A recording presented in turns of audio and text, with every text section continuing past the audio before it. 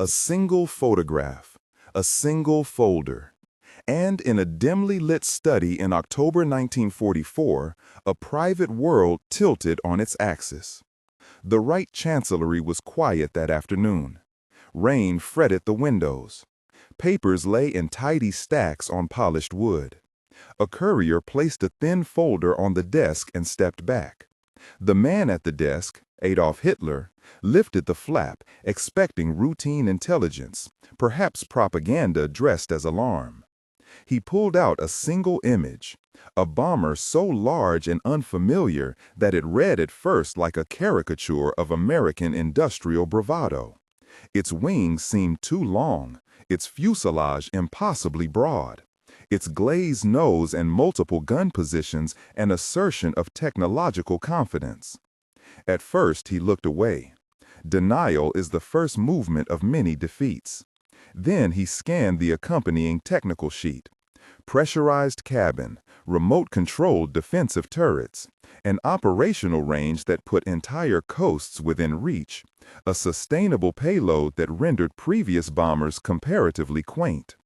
The photograph did not have the swagger of an enemy boast. It had the quiet, brutal grammar of a blueprint and the mute evidence of mass production. According to later testimony recorded by Himmler and other staff, the initial scoff turned to stunt calculation. What had seemed like a boast was not propaganda at all. It was a machine that embodied a nation's capacity to turn factories into weapons on an industrial scale. This is the truth the photograph made clear. The B-29 Superfortress was not just a bomber. It was a demonstration of a different kind of power, an arithmetic of factories, logistics, and assembly lines that in the end mattered as much as the courage of pilots or the brilliance of designers. The story of the B-29 begins not in October 1944, but in 1940.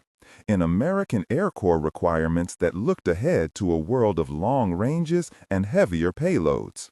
Boeing took on the challenge and produced a design that pushed the boundaries of contemporary aviation. The B-29 introduced features that, in 1942 and 1943, read like a catalog of advances. A pressurized cabin that allowed crews to operate more comfortably and effectively at high altitude. A sophisticated fire control system connecting remote gun turrets to analog computers and optical sights. 4 powerful Wright R-3350 radial engines driving the airframe with sustained power. And structural design choices that maximized internal volume and fuel capacity. Each of those items mattered in practical terms. Pressurization meant crews could function at altitudes where thinner air reduced enemy interception and anti-aircraft effectiveness. Remote turrets reduced aerodynamic drag and improved defensive coverage without forcing gunners into exposed blisters along the fuselage. The engines, despite teething problems early on, offered the thrust needed to lift heavy bomb loads over transoceanic distances. And crucially, the design was conceived with production in mind. Assemblies that could be standardized, jigs and fixtures to keep tolerances under control, and a manufacturing philosophy that treated parts as interchangeable rather than individually hand-fitted. To a German leader conditioned by a culture that prized engineering finesse and individual craftsmanship, the B-29's contours suggested something else. The triumph of large-scale organized industrial labor over artisanal mastery. That distinction would become central to the wider strategic reality of the war. But the B-29's technological novelty only tells part of the story. What made the Superfortress truly formidable was the American industrial system that produced it. During the early 1940s, the United States did more than design advanced aircraft. It reorganized production around mass manufacturing principles and national mobilization. Plants were not merely factories, but entire ecosystems. Massive assembly halls, standardized components produced by suppliers across states, and logistical networks that moved materials and parts with relentless efficiency. Where necessary, the state and industry built factories to build factories, new plants, new machine tools, and the transportation infrastructure to support them. 3 firms, Boeing, Bell, and the Glenn L. Martin Company, among others, built B-29s at multiple sites across the country. These were not boutique operations. They ran on shifts, often 3 around the clock, with a workforce that expanded to include tens of thousands of men and women. The standardization of parts, the use of jigs, and the adoption of assembly line practices cut down the time from raw materials to finished airframe. Suppliers produced components to precise specifications so that assemblies from different plants could mate without laborious fitting. In short, the B-29 program was less about a single genius at a drafting board, and more about thousands of hands coordinated by management systems, contracts, and government procurement. Estimates and historical records suggest that by late 1944, nearly 4,000 B-29 airframes were built across the program, though not all entered combat service. The financial and material investment was vast. Estimates place program costs in the hundreds of millions of 1940s dollars, a figure that, when adjusted, represents many billions in today's currency. Those numbers are necessarily estimates, recorded in procurement ledgers and wartime accounting, but they point to a national decision. The United States chose to convert industrial capacity into aerial reach and sustained striking power. Contrast that with German industrial realities. Germany was home to brilliant engineers and an impressive tradition of precision manufacturing. The Luftwaffe fielded innovative designs and high-performance fighters and bombers. But Germany's industrial system had critical structural weaknesses when it came to the scale needed for sustained total war. Production was fragmented across firms and regions, often tied to rigid guild-like practices and high degrees of central control and micromanagement. The Nazi regime's politicized interference in industrial planning, chronic shortages of essential raw materials, and the devastating effects of Allied strategic bombing all combined to hamper output. Additionally, the reliance on forced and semi-skilled labor under brutal conditions undermined both morale and quality control. Even when Germany pushed forward technological leaps, jet aircraft such as the Messerschmitt Me-262 or high-performance piston fighters, those designs demanded scarce materials, skilled labor, and time-consuming processes. They could change the character of individual engagements but could not be produced in the numbers necessary to overturn the arithmetic of the Allied production machine. In short, Germany could innovate, it could not match the mass. Here the B-29 functioned as a symbol as much as a weapon. Its existence on paper and on film was a statement. Across the oceans, a nation had not only invented but organized to produce an aircraft that could carry the fight far from home.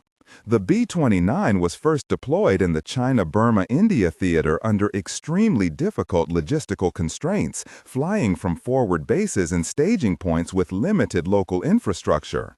That phase demonstrated the aircraft's range, but also its logistical demands. The tipping point came when island bases in the Central Pacific, places like Saipan, Tinian, and Guam, came into American hands. From those islands, the B-29 could fly directly to the Japanese home islands, loosing conventional and incendiary campaigns that conventional bombers based in China had struggled to sustain. The strategic implication for Germany was not direct bombing of the Reich by B-29s. Instead, it was what the Superfortress represented. A working demonstration that the United States could design, produce, and deploy strategic weaponry on a scale Germany could not match. For leaders in Berlin accustomed to equating battlefield courage with the decisive factor in war, this realization was corrosive. According to accounts compiled after the war, including testimony attributed to Heinrich Himmler and intelligence reports circulated among the Nazi leadership, Hitler recognized in the B-29 an uncomfortable truth. Wars could be decided as much by assembly line rhythms and the ability to replace losses as by tactical brilliance or ideological fervor. Returning to the scene in the Reich's Chancellery, the photograph and accompanying report forced a recalculation. Observers present later reported that Hitler's initial dismissal, calling the images propaganda or exaggeration, eroded as he examined the machine in detail. Each innovation solved a tactical problem, but more importantly, each imposed a production and maintenance requirement. Success depended on the ability to meet that demand at scale. Scale is the critical variable here. A handful of technically superior bombers will not transform a strategic picture if they cannot be produced quickly and sustained in the field. The U.S. industrial approach treated aircraft as assemblies of subsystems that could be standardized across hundreds of units.